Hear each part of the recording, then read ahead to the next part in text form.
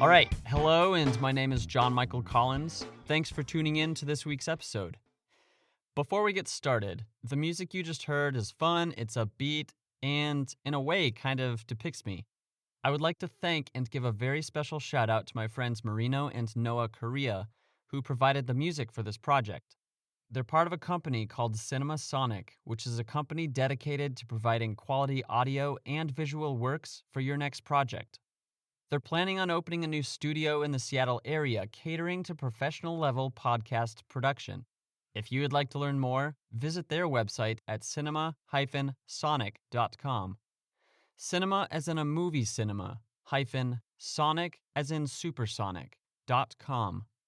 Where I really want to go talking about in the pre-roll of this episode is just giving you an update of really what's happened over the last just a little over a month now. So August 22nd, I got my carpets cleaned in Seattle. It was funny because a lot of my stuff I actually moved out to my patio outside. I had my computer set up and I was actually, working on it outside while the cleaning guy was cleaning my carpets, which was cool. And then later that day, drumroll, I donated blood, which was super cool. So, yeah. I feel a little rusty, which is okay, because you just, you get back up on the horse, you start walking again, and, well, you don't walk on a horse, you start riding. So here we are, August 23rd, my apartment was empty. It was a pretty stressful day, just packing things up. The weeks leading up to that moment were stressful. Trying to get rid of things, planning logistics, but it all happened seamlessly and super quick. I was co-hosting our Zoom church literally while I was running the PowerPoint slides. I was making food, I was still packing, miraculously, and it worked. Church went well. Church ended. My friend arrived within 20 minutes. We packed up his trailer, and then he went off. I was like, where am I going to sleep? Because my bed is gone. There was literally nothing in my apartment that I was going to take with me. Well, okay, only a few things that I was going to pack into my car. So I was like, I was fortunately able to stay with my sister that night. The next morning I woke up, had to go back to the apartment to basically check out. Had to clean a few things because, I didn't do it perfectly. My car was all packed up. My friend Riley was in the passenger seat. And basically off we went. Got like 60 ounces of coffee, hit the road. Had to make a few stops, but we were on the road. So this is now August 24th when we left Seattle.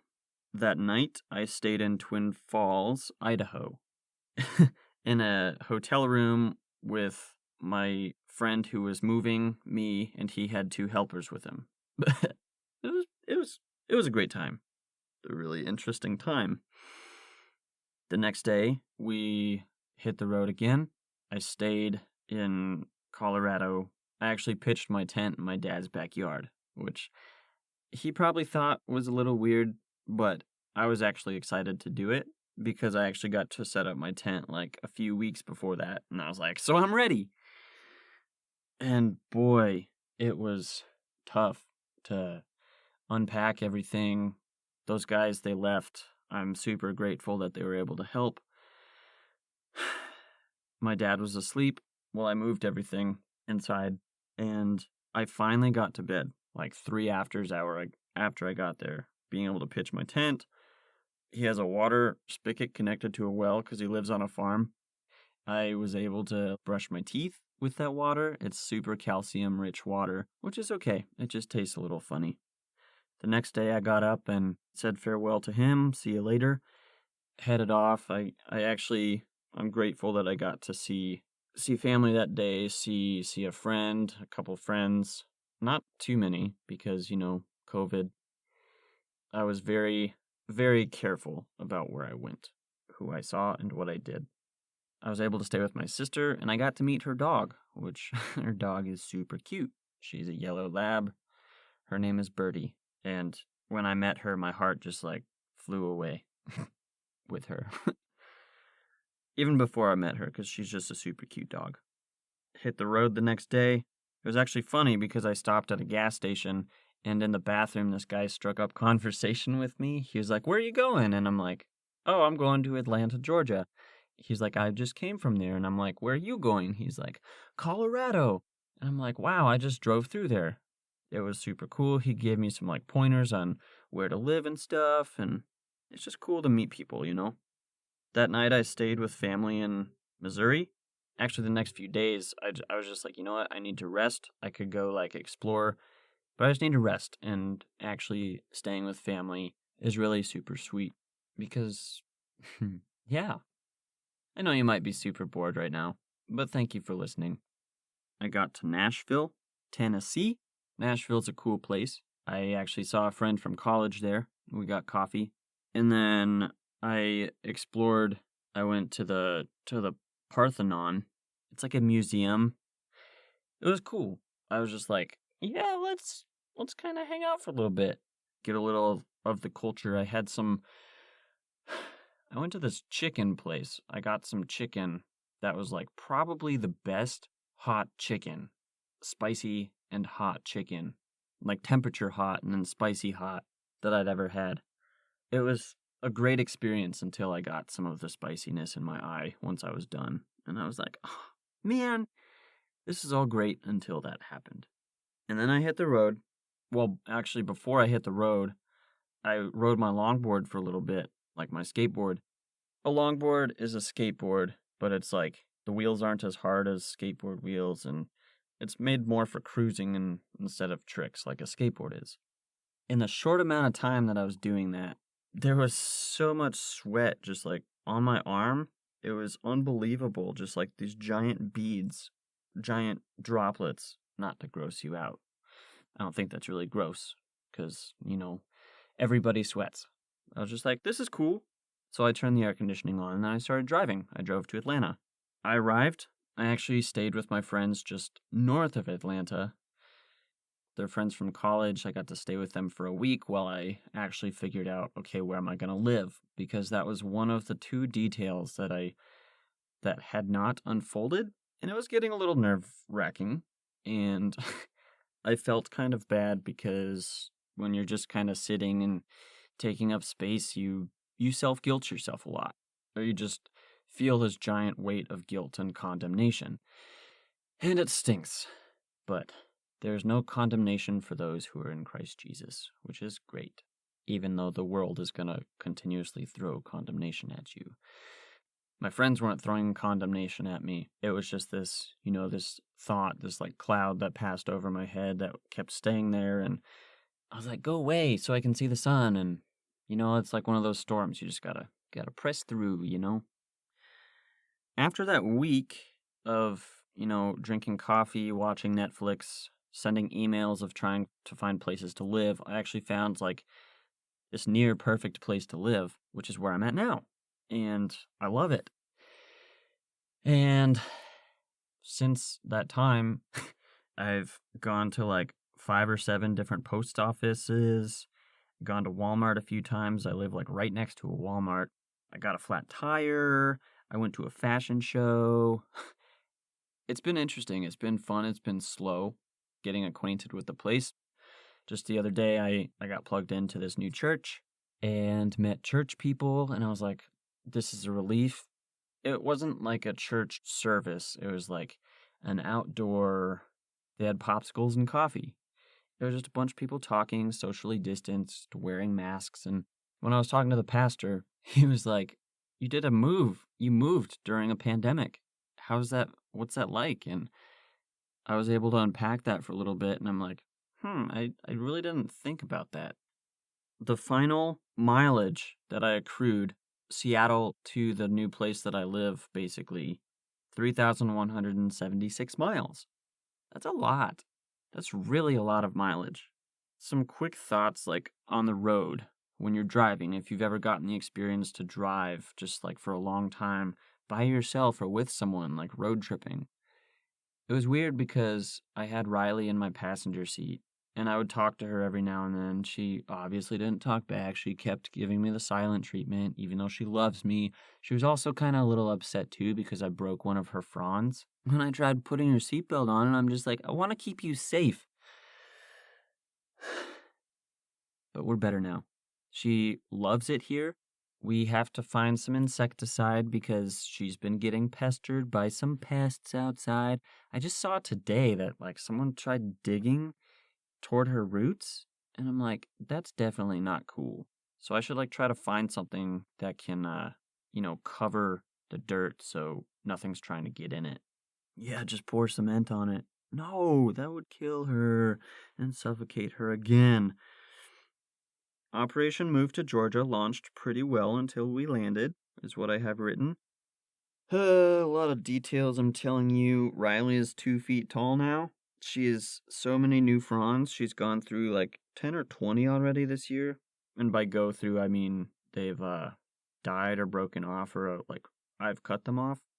I'm super grateful for conversations I've been able to have with people I've been here, because when you're idle, when you feel like you're just taking up space and not really doing anything, when in reality you are doing stuff, you zoom out on the big picture and you're actually being productive when you say you're not. It's been a kind of challenging month. I would be lying if I said everything was perfect. For example, like I said, my flat tire. Speaking of flat tires, the last however so many minutes of me talking about all this, I know it sounds flat. And again, thank you for listening. So we'll try to make it not flat by what I have to say next, which is, if you are just joining, this podcast is a personal and therapeutic tool I call a vocal diary.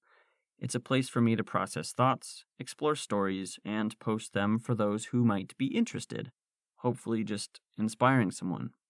I'm not doing this for any type of social gain or to be a better human.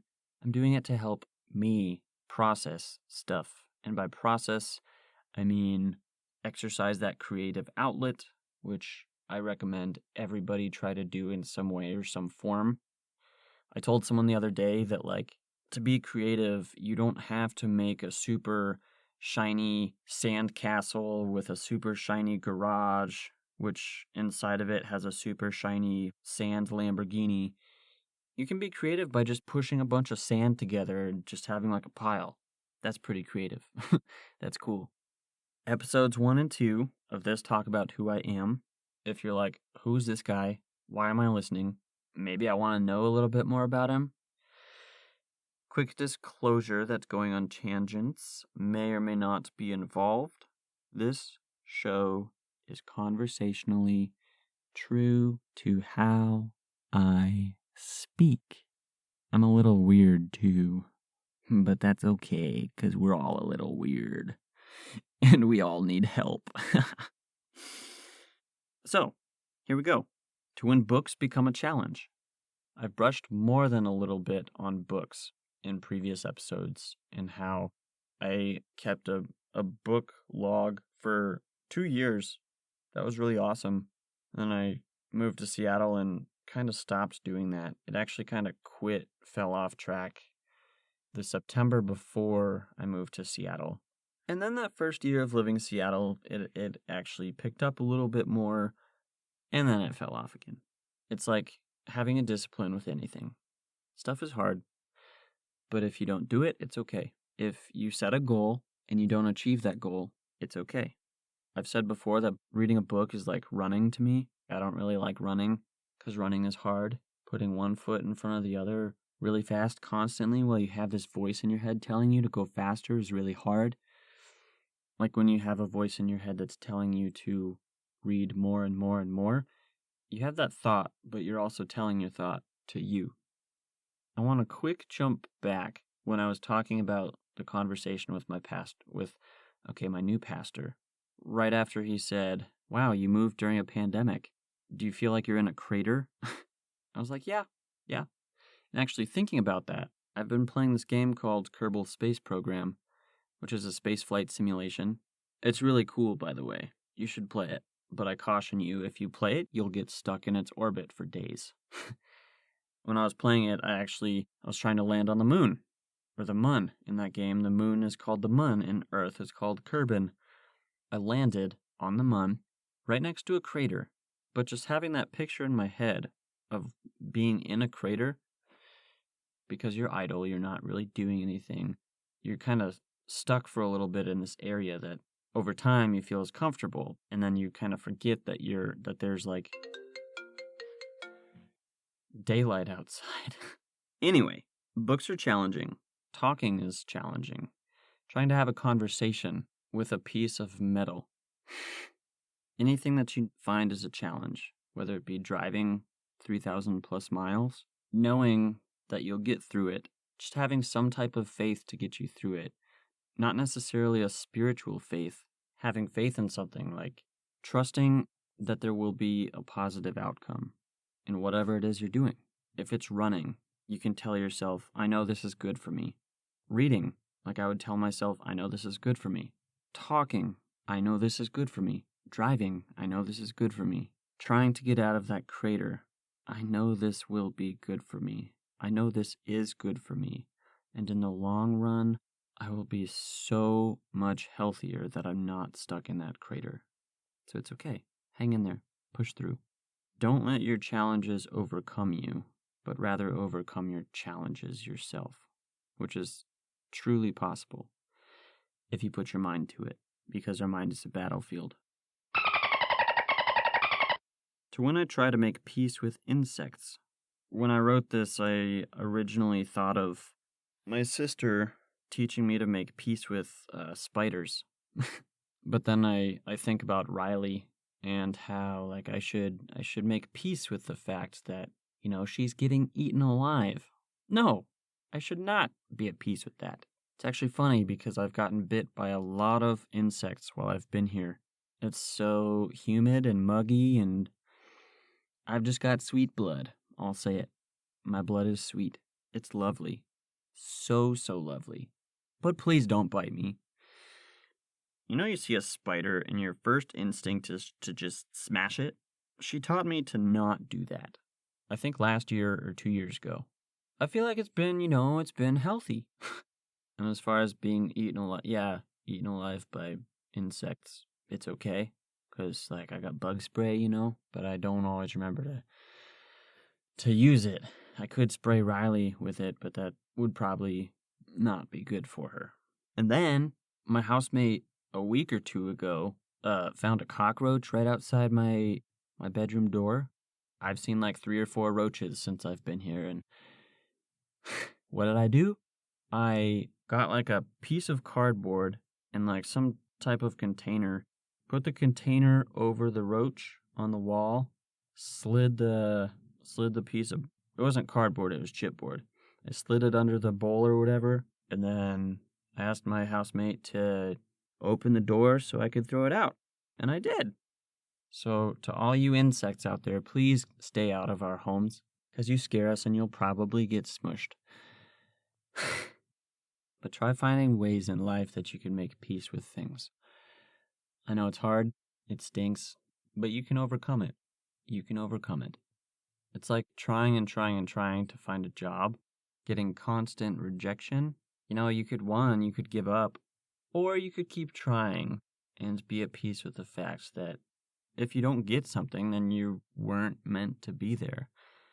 Probably this last week or two, I've really been thinking about that more. It's like there's a story, and in the story, you are meant to be in a certain place. So don't fret if you feel like you're in the wrong place.